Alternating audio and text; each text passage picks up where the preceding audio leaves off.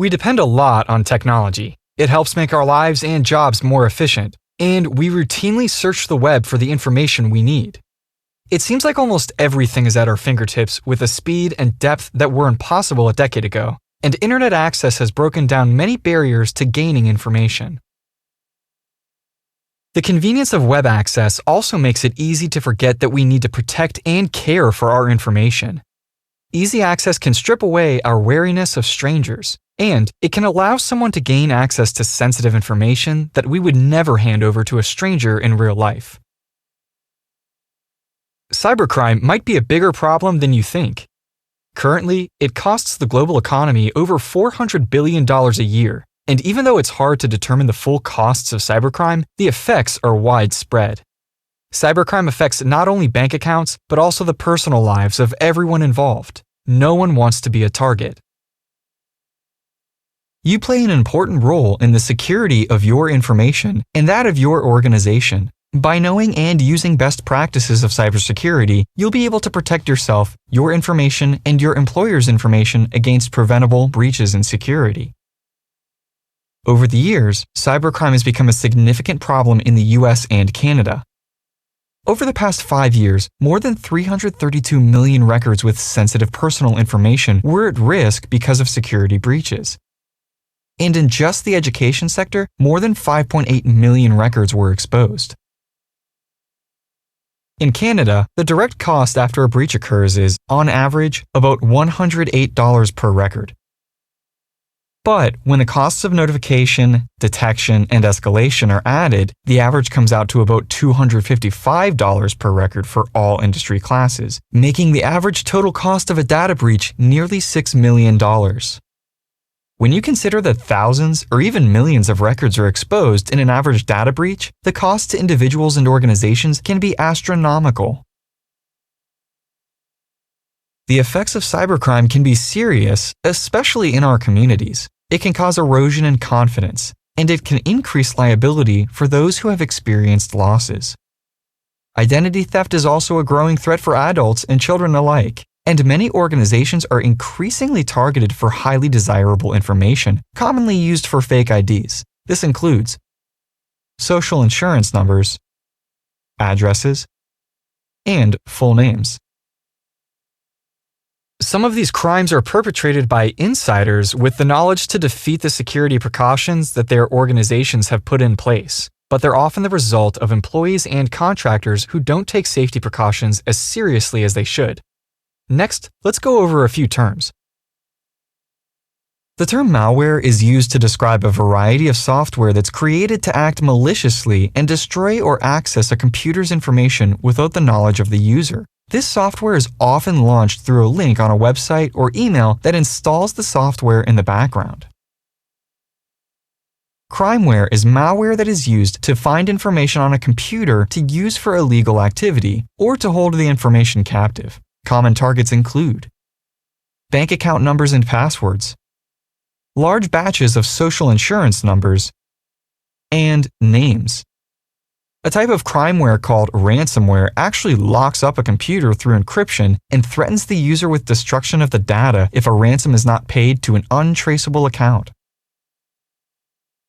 Phishing is the practice of using deceptive email messaging and websites to trick users into giving up confidential and often financial information. The name is related to the idea of fishing for leads.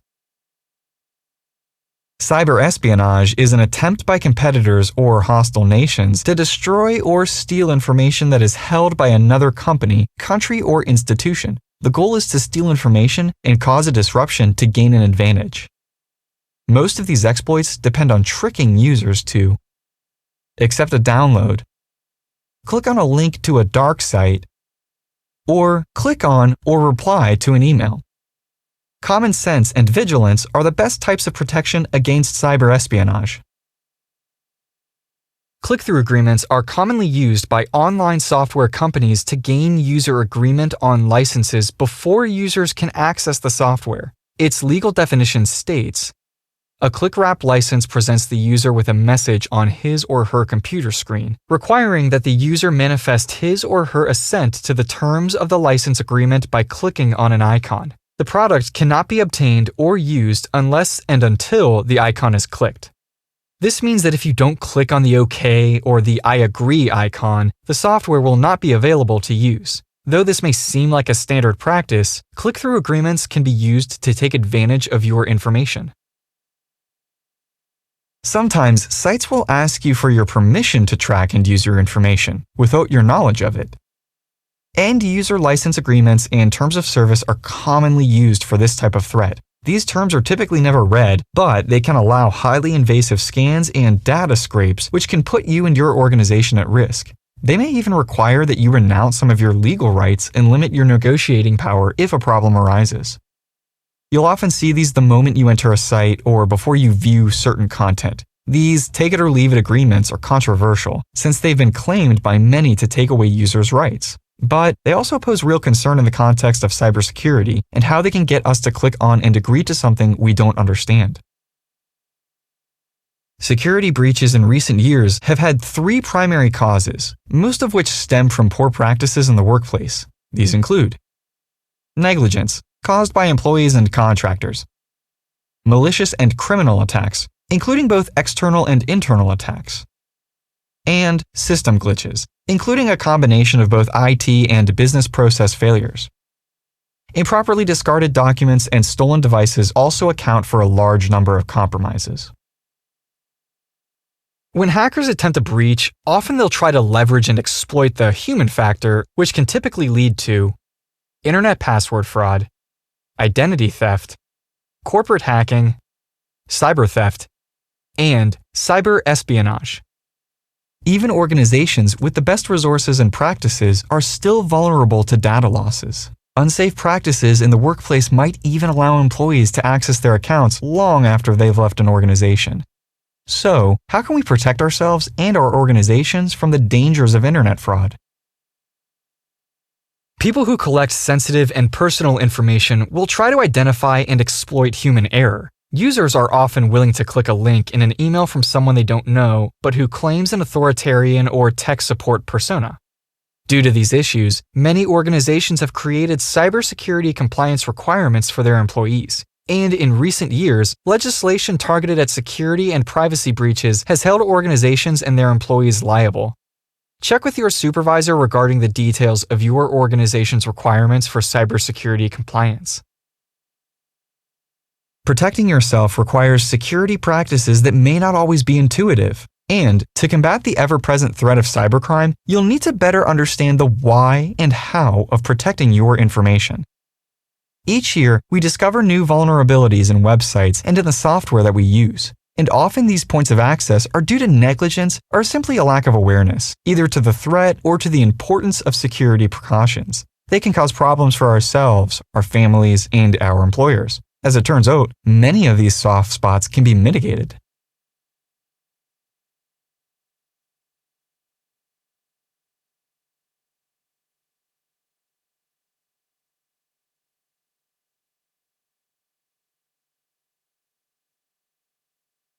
Many breaches are the result of simple oversights, and a little knowledge can go a long way to improve cybersecurity. And just a few simple actions can achieve great results. Securing accounts starts with employing a few good habits.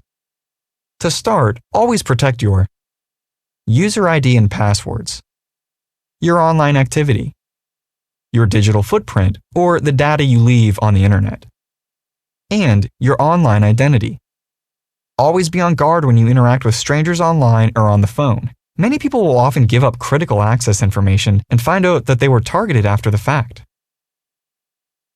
A few behaviors to avoid include clicking on phishing emails, posting notes with passwords in easy-to-see locations, speaking openly about security, and answering questions over the phone with a stranger who has built your trust.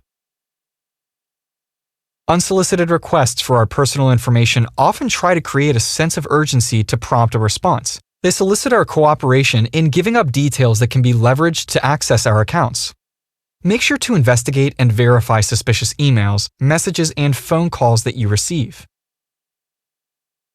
It's important to keep up with software updates to maintain the most current security capabilities. Most software companies monitor malware and virus trends as well as other security concerns, and they often provide free updates for users to defend themselves from these threats. Since these security updates are free for those with a software license, you also should consider automating these updates. Many users prefer a greater degree of control and turn this feature off. If you like to manage app updates, make sure you follow updates and outbreaks so that you don't become susceptible to an attack. Message encryption is a way of making information unreadable to people without a software key. This is a valuable security precaution in cases where you are communicating financial or high-security transactions. Make sure you know how to encrypt email or messaging if your organization requires it. For financial transactions, make sure you use a secure site. These will have the HTTPS prefix in the location bar and have detailed information on a link explaining how they are protecting your transaction. Transacting business on the web requires secure and clear processes, and your employer should have such practices to protect you and their information and data investments. Cyber liability policies are insurance against breaches in these defenses. These policies transfer risk to the insurer and protect businesses and you as customers. But it's important to know that coverage may vary, and understanding the exclusions, terms, and definitions of such contracts will help you better know your options if a breach occurs.